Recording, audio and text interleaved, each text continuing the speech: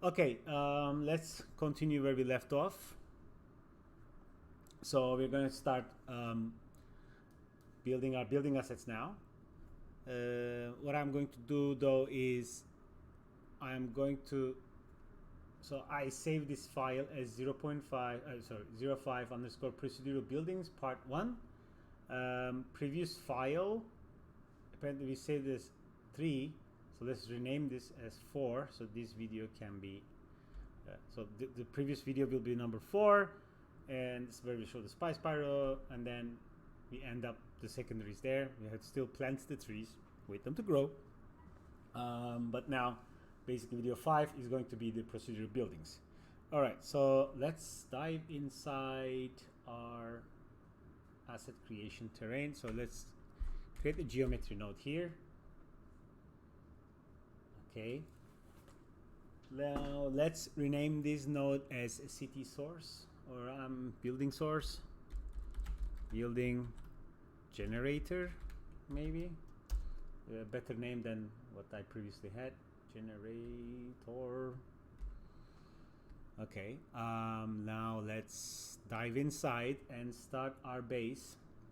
So my base starts with a tube basically. So it's literally a tube, and its attributes will be driven by some other attributes.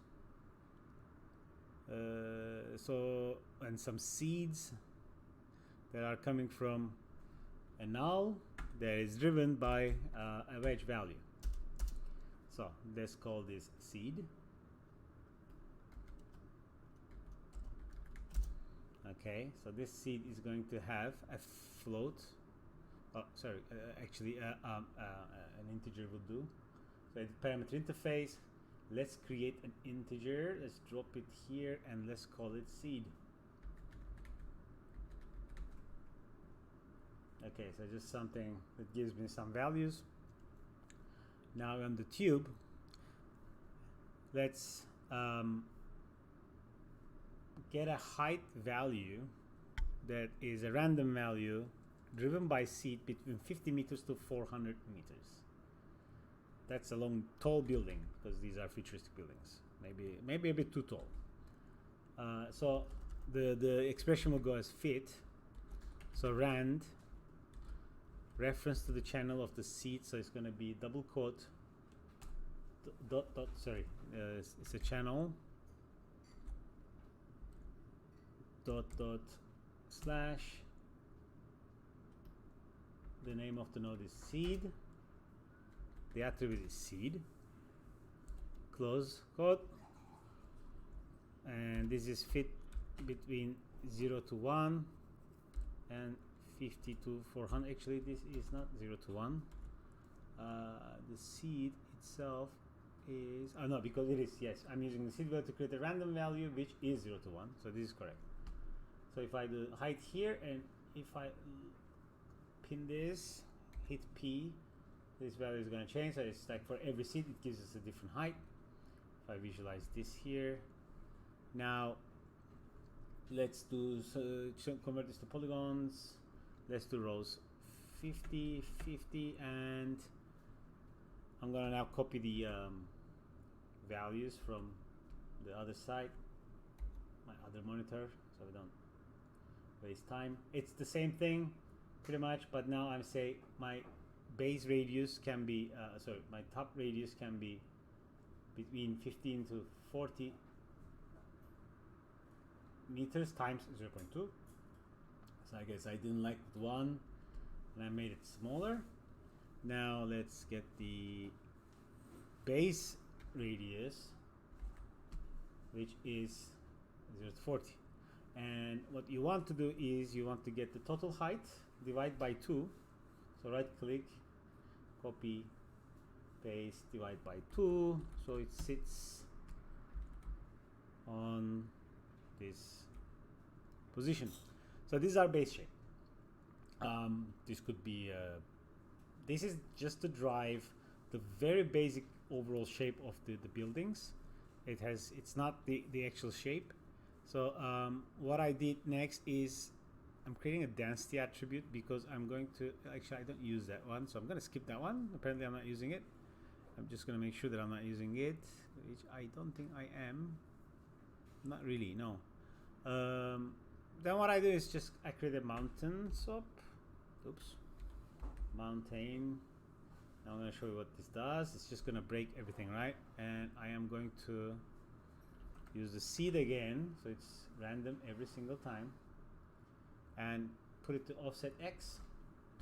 So random at building seed. Oh, okay, so basically I am referencing to the wedge value, but rather I can also just say the same thing I did here, which is seriously the same thing. So let's just go like this. And it's just going to give me a random number. It's just to a random offset. So height is 91, size is 37, just something super random. Again, if I change this, then it's going to change. All good. Now let's scatter some points.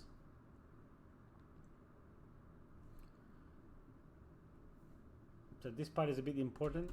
This value is going to drive how long it takes to create the basic shape. More you get, more points you get, less mountain you get, straighter walls you will get. Okay. Let's call this edge breakup then.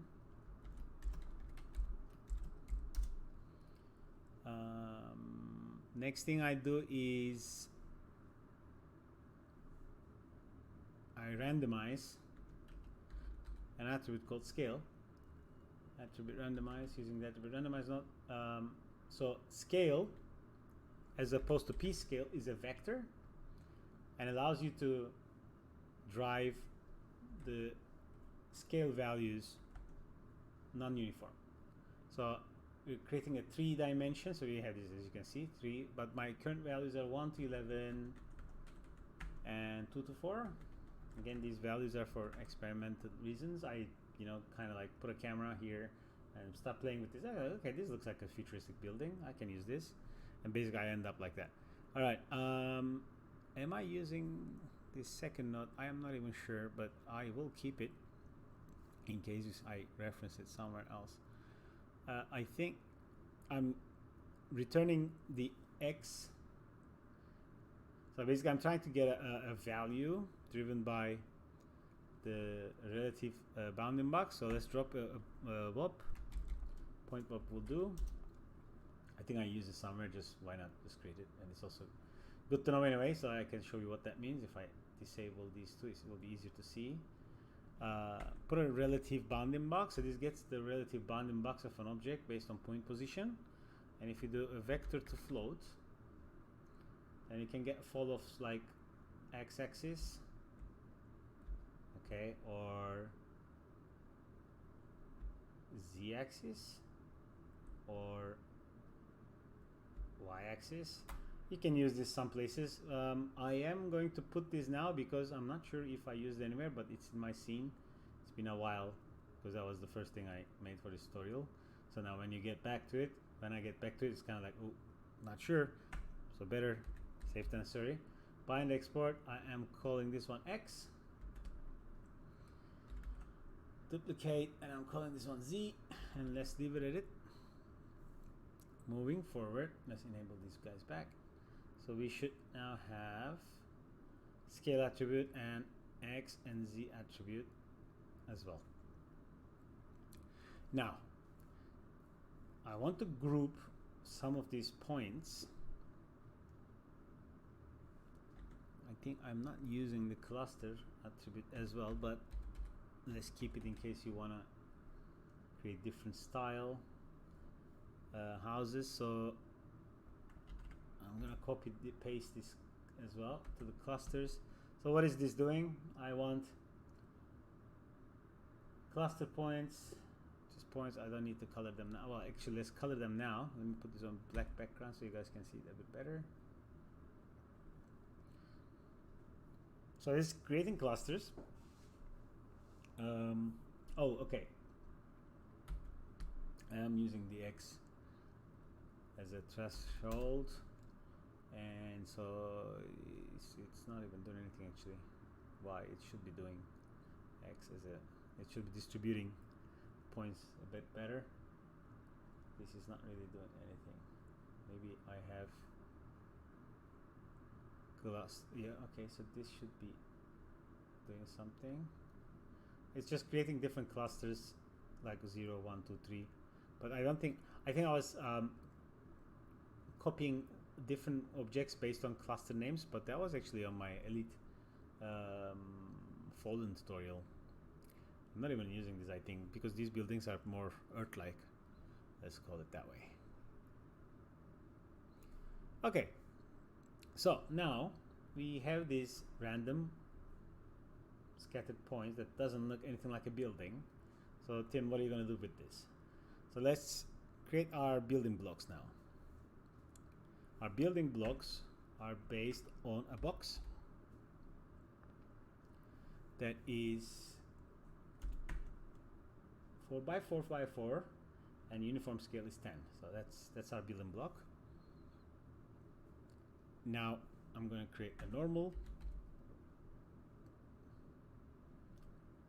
I want this to be harsh edges. So 10 creates like harsh edges on vertices. And I need this as well. Okay. Now I do something like this. I put a tube that is end caps turned on. It's also a polygon quadrilateral. That's a mouthful. I think, but its shape and size, I'm just plugging this guy here, so it's kind of like similar to this. Okay. And it's 4 by 6. A bit simplistic. Let's create another normal here. So it's again hard edges. I'll bring this down here. Now let's create another tube, but this time 4 by 48. So this one is like spherical, cylindrical, sorry. And that's it. Now let's put a switch and let's plug these guys in. Okay.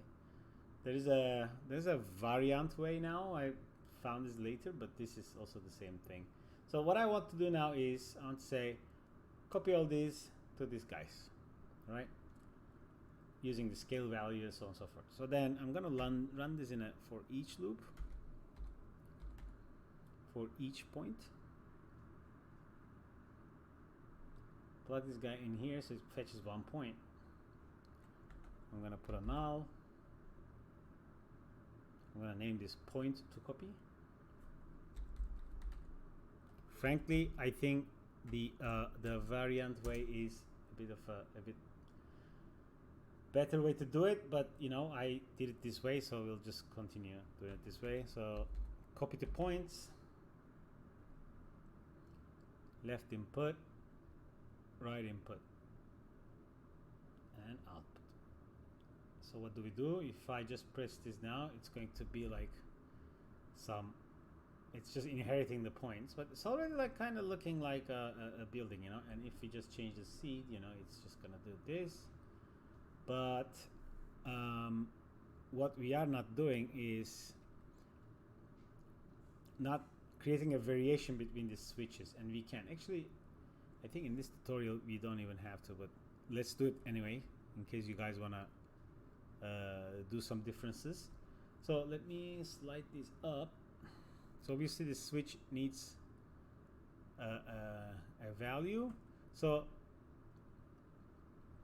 because we have, I think I had 4 inputs, maybe I had another one, so I'm not going to break this. I'm just going to create this one here as well. Oops. Let's go here. I think this one was, it's the same.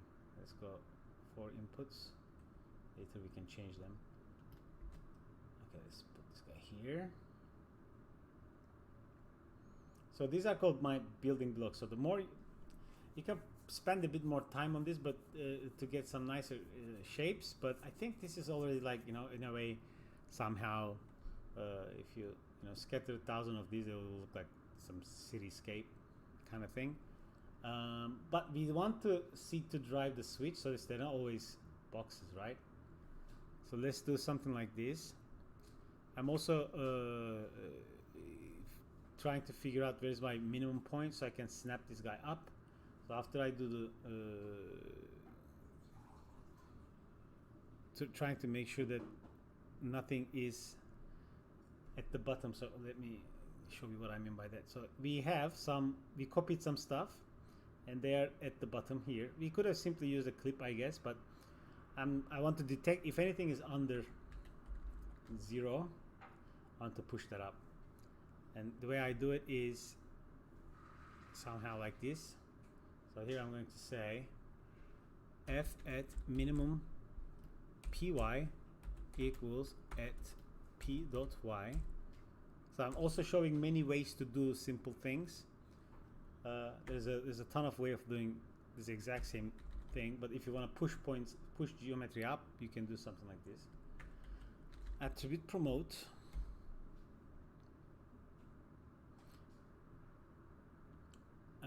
Let me actually do this one, then I'll show you how the other way works. So I'm going to say point to detail.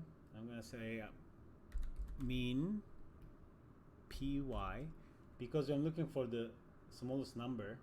So the basic, it means like the biggest minus number. So I'm promoting min y based on minimum value. So if I look here, the deepest point in this scene is minus 35. Then I'm going to say drop in an attribute wrangle. Second input goes here. Then I'm going to say, actually copy paste this, I'm just going to explain this. Float min p equals to the detail attribute named min py from the second input. And if it was a vector, it could be 0, 1, 2, but this is not a vector. So as we can see, it's a float. So it takes the 35 and it says, it creates an attribute called min p, and then min p, if any position here is less than min p, then shift everything up as much negative value as there is positive value, absolute min p. So it's like, it means p dot y, let me see here, right? My smallest value is this. So it says, oh, okay, the furthest value is minus 35. Take that value, convert it to absolute, so 35, and add everything to py. So then everything shifts up from here to here, right? So then if I do that, now everything is aligned at the base. Okay. I think I'm not doing any switches here. So a switch is going to be connected to a random value of this guy. So we can just actually copy this, right? But I'm going to change it a little bit because it's 0 to 4. But we have how many? 1, 0, 1, 2, 3, right? So you can go 0, 2, 4, I think.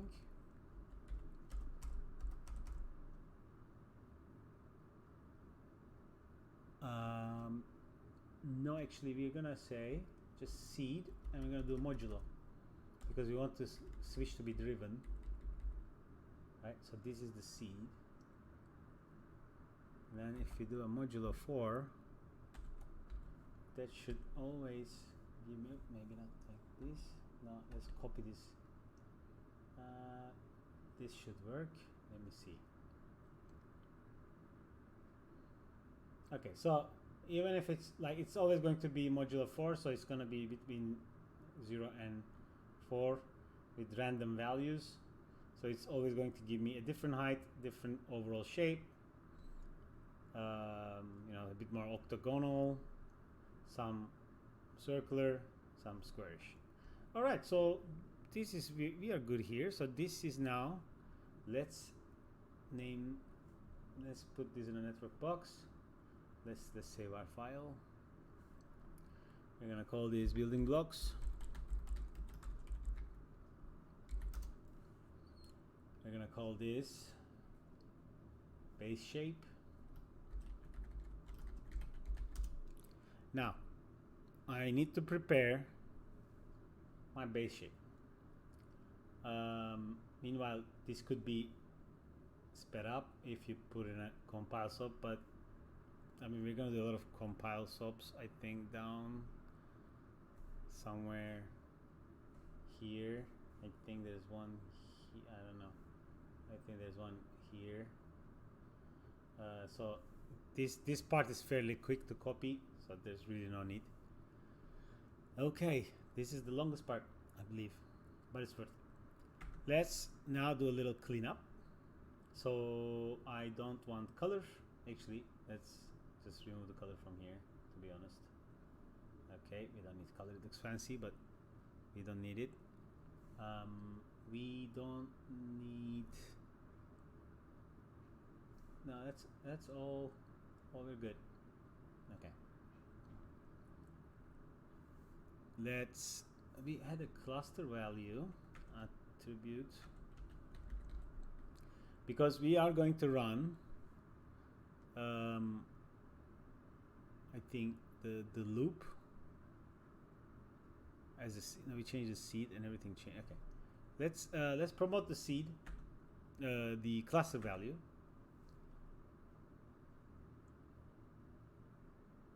Actually, I don't even need that anymore based on this part, but let's keep it in case you guys wanna have, if you want to have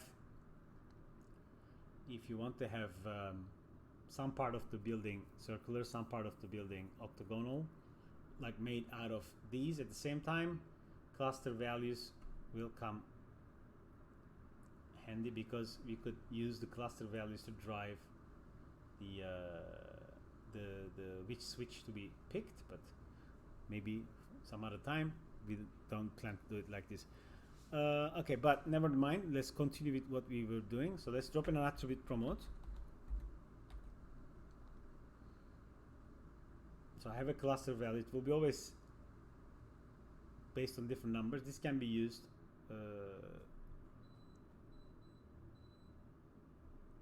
This can be used later on for coloration, so on and so forth. But I'm promoting this to primitive now. First match. So if I go here, I have some, cluster values. Now I'm going to create a cluster ID attribute wrangle. Let's say this runs on primitives now, obviously. S at cluster ID equals, so later on if I need, I can pack them by clusters. Cluster. I should have probably prepared this a little better because some of these are not relevant now, but they might come useful. So what did I did is that now these are names. I can actually pack them if I want to pack these, but I don't need this for this tutorial, but this is a way to pack objects nevertheless, and it's called cluster ID, so I can say cluster ID, and it's gonna give me 6 objects based on clusters. It's not a bad thing if you need to group the result into the simulations, or this is actually, if it's packed like this later on, if there's it could be used for optimization because a packed object doesn't load everything at the same time, so on and so forth. It's useful. So we packed it now. We keep this. So I want to sort the point IDs based on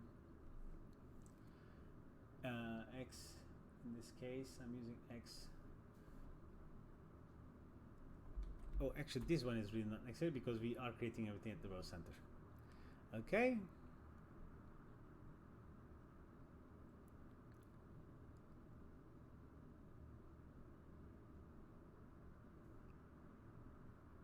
Okay, this is all good. Now, let's clean up a little bit of our geometry. So this is actually, I have encapsulated this in all one group here. This is kind of like the step 1. It's ready to be now boolean. Step 1. Let's create step 2. So this is going to be a null here. Okay, let's keep it this way. Out base shape. Okay. Now what I'm doing is unpacking my main object again. So we didn't really have to pack it, but if you want to isolate sections, work in a smaller area, you know, it's a bit easier. Or even you can at this point loop separate objects. Things will go faster. It can stay as is, but for the simplicity of this tutorial, we're not gonna do it. It's like it will be, if this was only for simulation, if it was only for rendering, and if you had thousands of these, you know, it's better to send one object like this as a wedge to the farm than sending the whole thing. So that's why we have these packed objects. Okay, so I'm going to put a boolean now and change it to intersect, and I'm going to turn off correct normals on reverse faces, and I'm going to save, because this is a very crashy operation. So let it cook.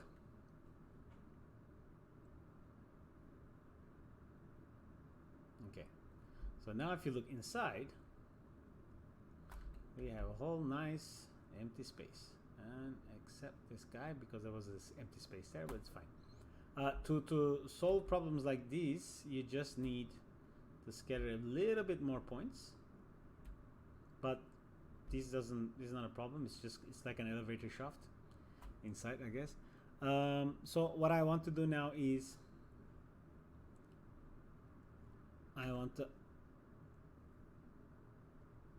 create a null, and I want to keep this as my out proxy. Okay, we're going to capture this. This data will come useful. Now we need to start creating floors. I want to create a line, and I want to create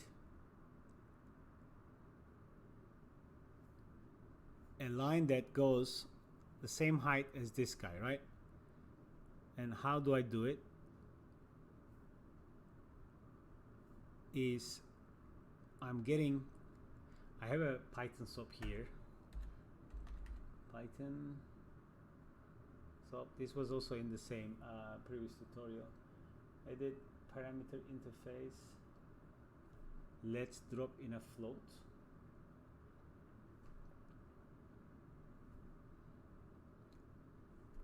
And I'm going to get, let's call this actually height.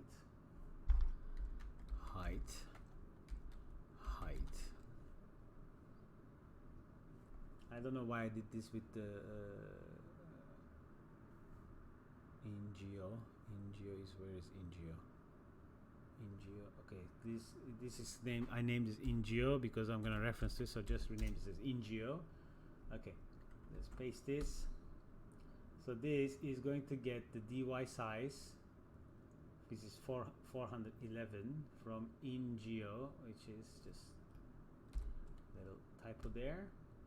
So it's 411 meters. Okay. Now what I'm doing is I have another attribute called floor height. Let's put this one is a float also. Floor height. So my floors are 6 meters height. In the future there is too much space upwards, so this is how I ended up, but you can feel free to change it. And now let me put this little the node itself is called, sorry, this is also important, floor calc. So let's now write a little piece of code.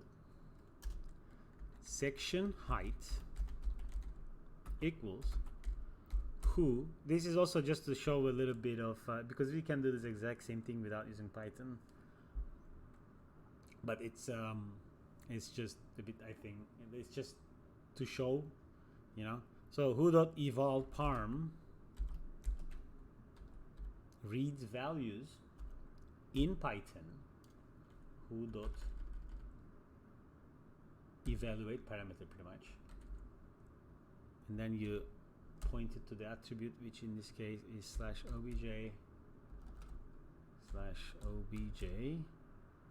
/ building generator, right? / floor calc height, close parentheses, this guy, yes, okay. Next, you're gonna say minimum height is 5, maximum height is 10 meters. So the floor height therefore should be equal to integer section height divided by minimum height.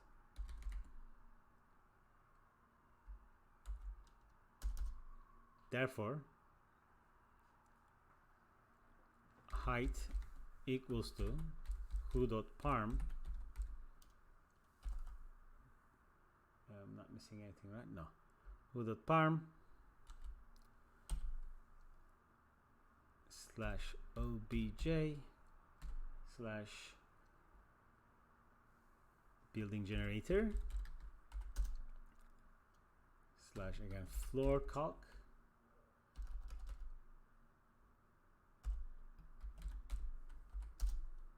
I think I feel like I'm doing something here. No, floor height. No, I'm not using. Yes, it is. Floor height. Yeah, 60. This is gonna be the result. I think that was my bad at the beginning. We are gonna set that value now to another value, which is be driven by this. So basically here we learn how to read a value inside Houdini using a value inside Houdini using Python. Now we're going to learn how to edit a parameter using Python. Who.parm floor height. The typos are important. We'll have to double check. Set floor height. I missed the double quote. Shift. Okay, there's a typo somewhere. Node.parm floor height. 1 second. Floor calculator. Yes. Height. Is this correct? Floor height. Floor height. Like this. Height. Height.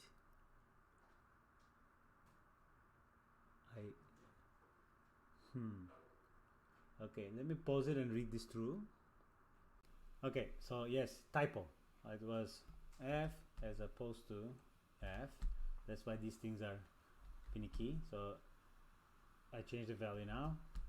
If I run it again, it's gonna set it to 82. Okay, so it's just randomizing the floor heights in a not very efficient way, but you know, it's the tutorial is all about learning, so we did it this way. It's just a little, you know, applying a little mathematical function here. It's something divided by something else. Okay, so let's drop in now another attribute WOP. So I'm doing some, we're going to decide on the length of this, I guess, point.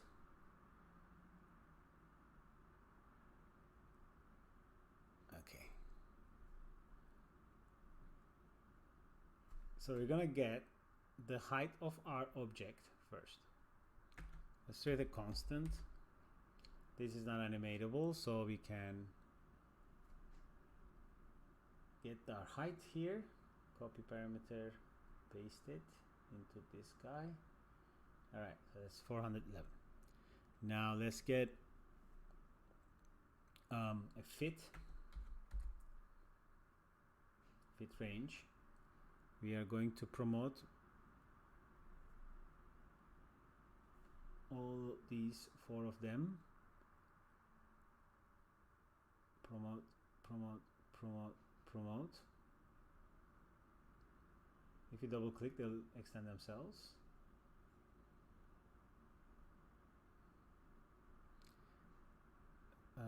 SRC means, so actually, sorry, I don't need these. What I'm going to do is minimum to minimum and destination minimum, destination max. And I don't even remember why I did this, but now I think we're trying to get the height divided to figure out the floor gap. I'm not entirely sure, to be fair. If I understand it, I'll get back to it. I apologize. So let's put a mix. Actually, I think this would just make sense if I just copied this. I'm not entirely sure why this happened, but let's paste it. Let's copy this. Okay, delete. You go there. This doesn't even do anything, to be honest. I think it outputs a value called floor gap, and to be honest, it's 5 based on the height of the building divided by a minimum value and a maximum value, which is 2.5 to 5. So the minimum value of the floors can be 2.5. The maximum value of the floor heights can be 5 meters. And it's using the building height as a bias, I guess, to create a little random value, which is then clamped into 3 to 5. So it's actually, I think I should have just created a random here. This is probably, I probably tried to do something cool, didn't end up. So I think we should probably just do it, create a random based on, okay, I think I owe that clarification.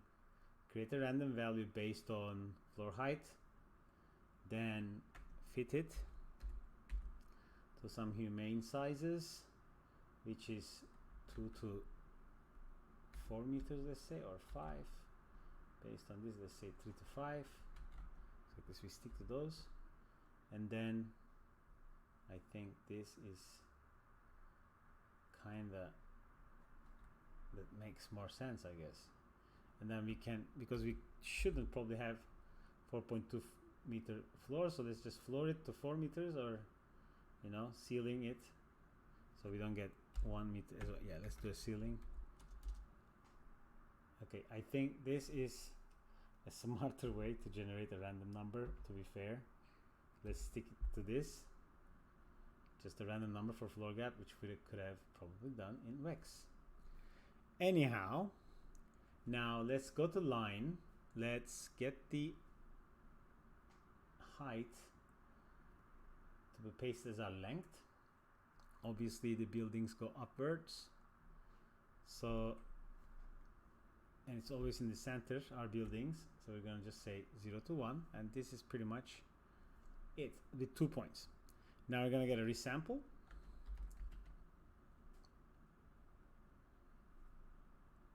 and we're going to get that floor gap attribute from the detail attribute, which is just a detail of this. Pretty much it's like, this is how you fetch detail attributes.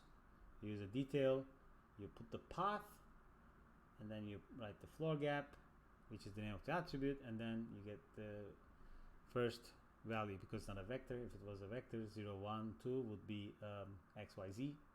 If you're confused about the code, you can always click anywhere on the function, hit F1, and then Houdini will open up the function for you, so you can see how it works. A nice example here. Okay, so now if I go to the points, basically I should have points with the difference of 5 meters pretty much. The next thing I'm going to do is I'm going to remove, which point am I removing here? I think I'm removing the first point or the last point. Let me check on my scene here. Yes, I'm removing this top floor. I think this was because I end up with walls with no ceiling, so it's easy to do. I can say if at point number is equal to n points on self.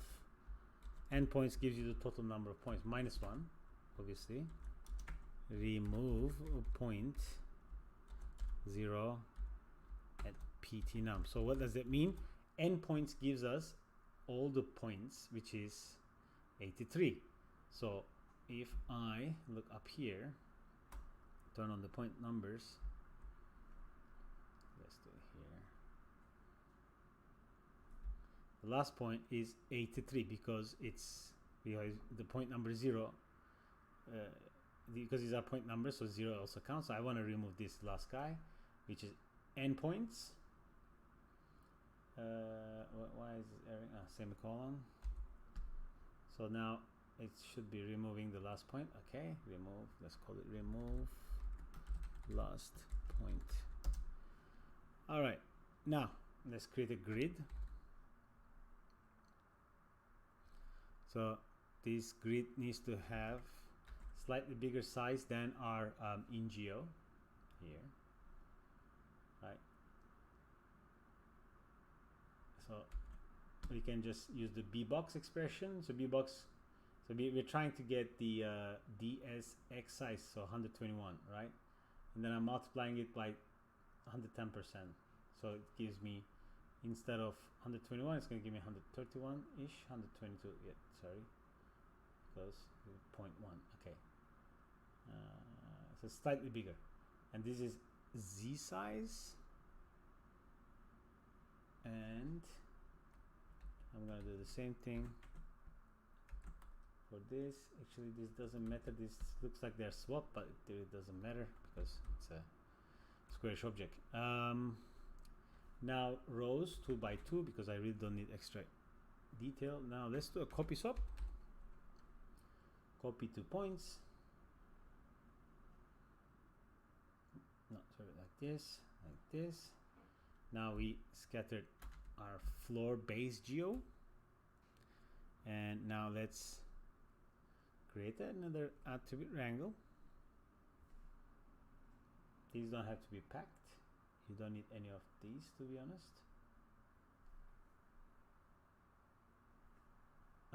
We want UVs, and they can be overlapping UVs at this point, at least. So you just have to do it once if you do it here. UV texture, sorry, UV texture. I think orthographic is fine. Okay, now I want to make sure that I know my floor values, floor IDs. So then on primitives we can say I at floor equals at primnum, because each one of these squares is one primitive. So if I look here, I have 82 floors. Okay, now we're going to do a little boolean. And what do we do before we do booleans? We save. File save. Now let's get the proxy on the left. Now the right side is the surface. So with the surface, and we're going to set this to intersect because we want to capture what's intersecting, right? And then we plug this guy here, let it cook, and now we have our floor geo cut out as well. So we're kind of getting there. Normals are all messed up. we're gonna do some other Boolean operations, but this is gonna come after. So let's continue down the chain. I am also generating an attribute called measure to get rid of small areas. So I'm gonna show you how I did it, but then there's a better tool now. You can probably use that one. Measuring area, and then dropping a wrangle to say if anything is less than 200, remove primitives. In this case there isn't, but based on the size, shape, there could be some really small areas that are stuck, but we don't need to. But the other good tool about this one is the labs has something like this. If you type small, if you have the labs installed, I'm not going to show you it's installed, but you can go to the website. I think it's even, to be honest, you can install it. I actually don't know. There's a tool, I think somewhere it says install labs, maybe here. I don't know. There's a website at the side effects website. There's a I think link for it. Side effects labs here. I think you did that, and then you say install. Yeah, install. There's an update apparently, which I should. But this does the same thing. I can put this guy here. Oh,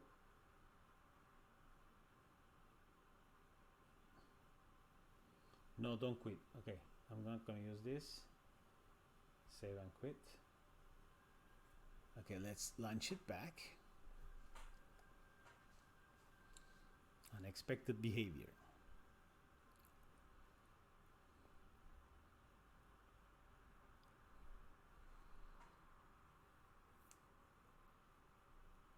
Let's open up our last file. So therefore, that's why it's good to save quite often. Now it's gonna cook. Okay, let it cook. A second. Yes. So I guess I need to update this. So it doesn't want to work. So let's delete it anyway. I didn't use it anyway, so no need. Okay. Let's continue with our floors. Now we're gonna extrude floor by using extrude poly extrude gets plugged in. We go distance 0.5. Gives us some thickness. That's half a meter, by the way. So these are really big objects. Turn on these outputs, and we want the side group to be exported as well. We are exporting towards point normal. And I think this extrusion is pretty much that. Now what I'm going to do is that I'm going to put a transform and transform this -5 meters again, and I'm going to merge the two, creating even thicker floors. 1 second, let me see this.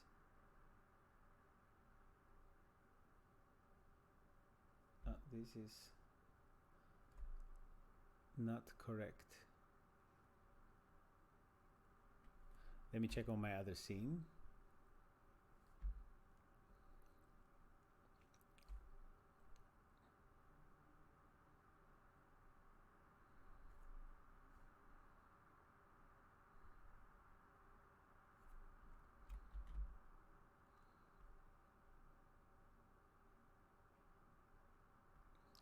It's actually correct. I just don't remember why I was doing this, because I'm kind of offsetting the upper floor to one down and then merging it. This is probably not even necessary, but I'm not gonna skip that. I may have had a good reason why. Anyway, since we're gonna do another boolean here and do a union, not actually, I'm not going to do this one because this just doesn't make much sense. I was probably trying to build something that end up not doing it. So let's put a group swap. Let's create a primitive group called floors.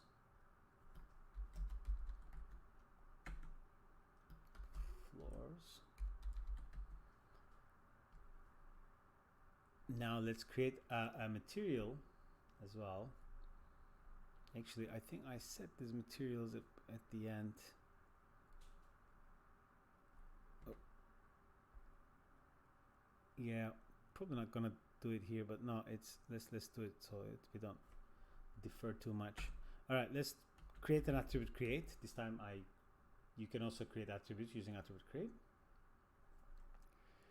And now here I call it material.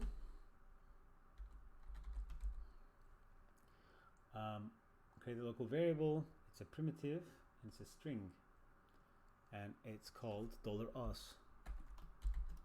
And the name is ID floor, later to be used for partitioning or creating materials, hooking up materials. Okay, now null. This is our first step of our floor. We're gonna manipulate that a little bit later. Let's pull this guy up. Let's pull this guy up. This is our proxy. Let's pull these guys a bit down, and let's group these as floor.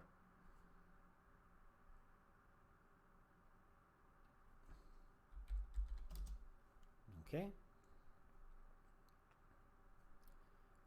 Now let me see. I think this video is now long enough. So let's stop this, and then I'll probably start a new file called part 2. Actually, let's do that. File, save as.